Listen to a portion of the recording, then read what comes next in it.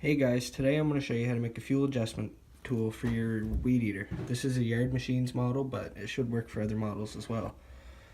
This is mainly because a lot of shops don't want to sell them, so they will get you to bring your weed eater so they can make more money off you.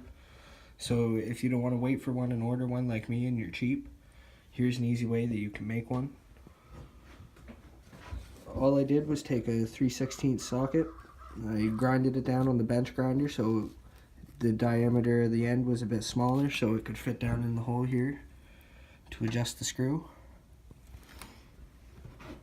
So it was pretty simple. So all you do is just take the socket, you put it down into the hole.